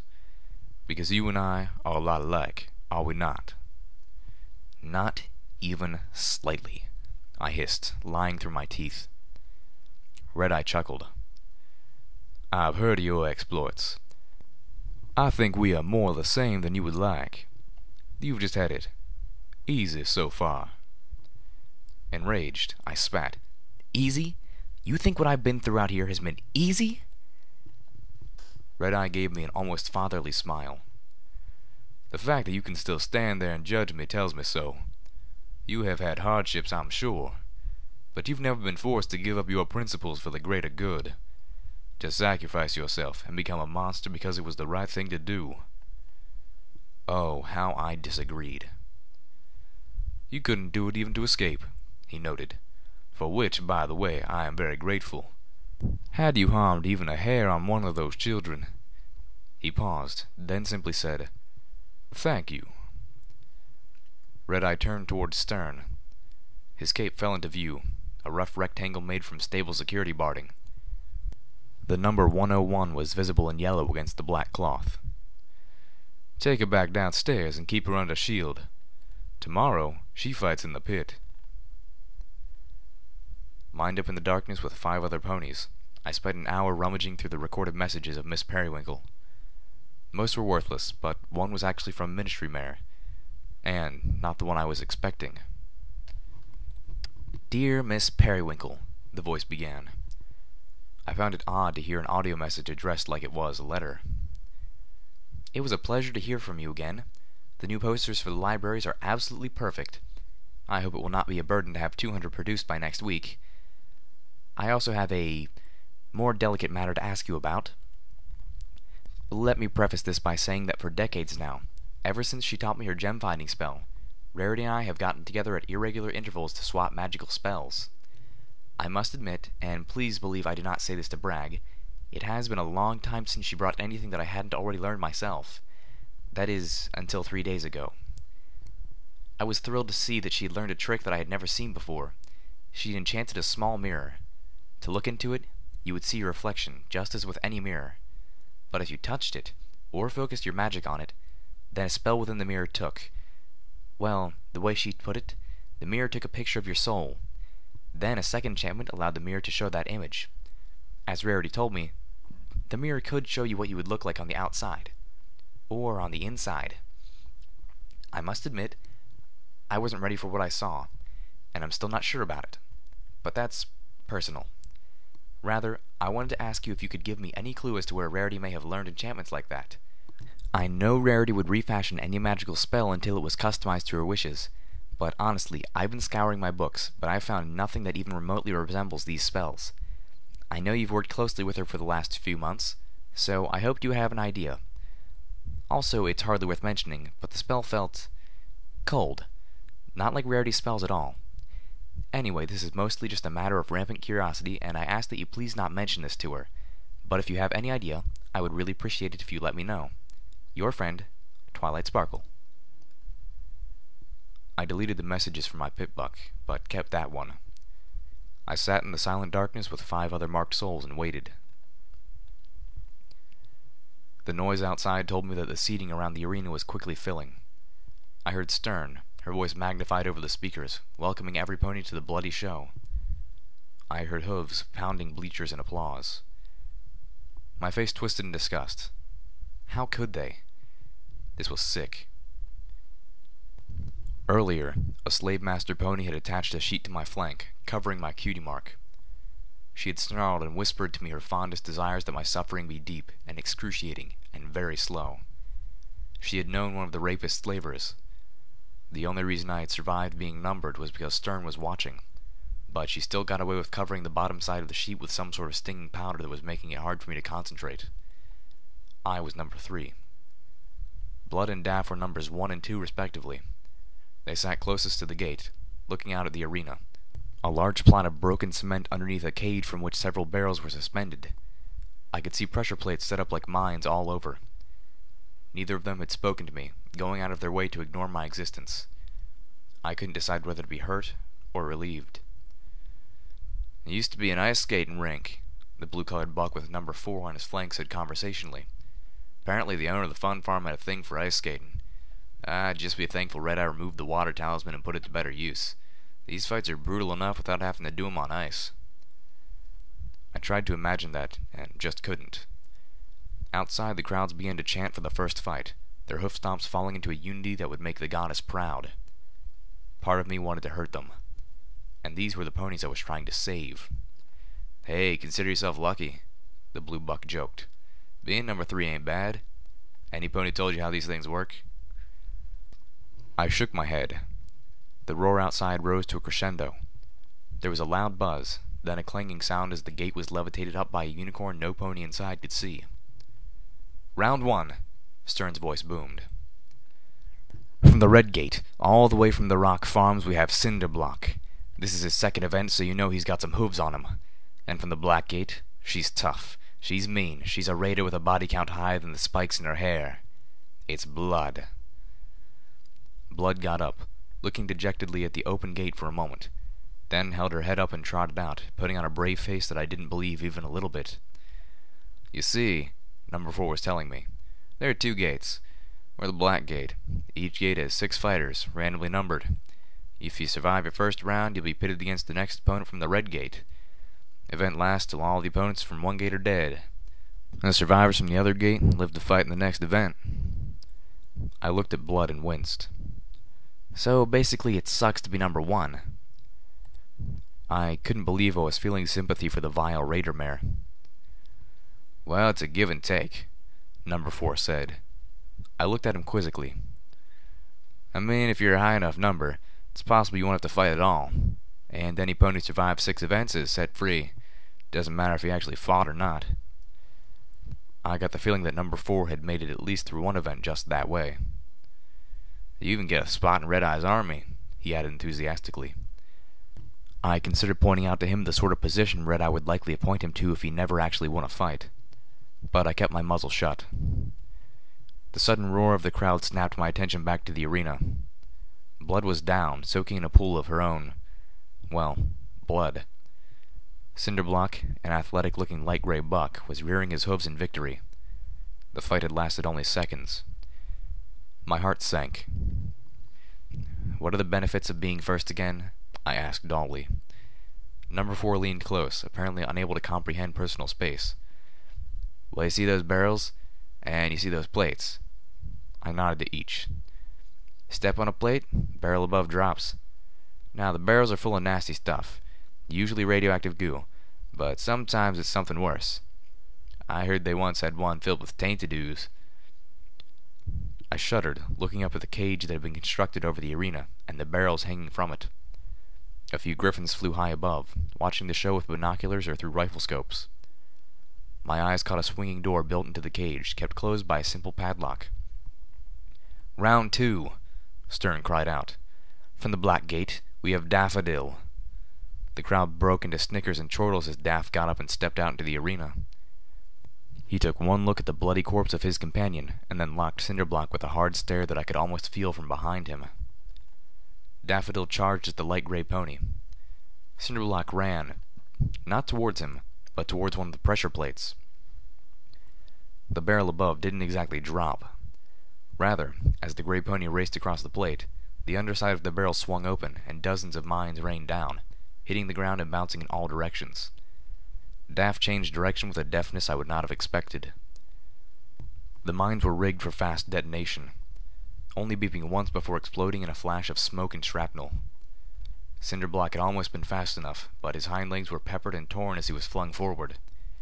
He was still struggling to get back on his bleeding legs when Daff reached him. I knew how hard those hooves hit, but seeing this, I suspected that Daff had held back when he bucked the living fuck out of me, even with his last low blow. The crowd beat their hooves and cried out for more as Daff pummeled the other buck, breaking first his legs, then every other bone he could before killing him. I tasted bile. "Mines," number 4 mused. "Well, that was a new one." I shot him a dark look. "Hey, like I was saying, those barrels have nasty things, but they also always have a weapon or two in them. So if you're first, you get your pick of the prizes, and if you go last, well, you go up against an opponent with their choice of weapons in an arena filled with ooze and goddess knows what else, and all you have are your hooves. Fighting last sucks." "Round 3, Stern finally announced after Daff had stopped brutalizing Cinderblock and started just beating a dead pony. "From the black gate, we still have Daffodil, after a surprising and entertaining first performance. I don't think any of you ponies are snickering at his name now, are you? The crowd applauded the crimson-splattered buck, whose angry flower cue mark was now partially visible behind his number 2 patch, which was sagging and wet with Cinderblock's lifeblood. And now for the one I know you've all been waiting for. The crowd hushed with gleeful anticipation.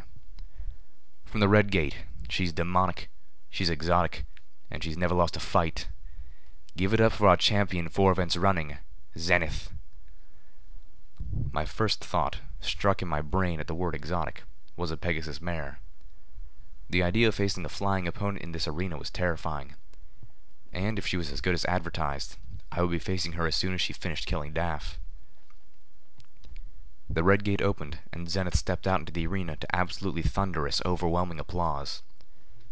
From her grim expression, she wasn't enjoying it one bit. From the look she gave Daff, she was going to kill him. She knew it, and it brought her no pleasure at all. From her lack of wings, she wasn't a Pegasus. From her stripes, she wasn't even a pony. She's a zebra?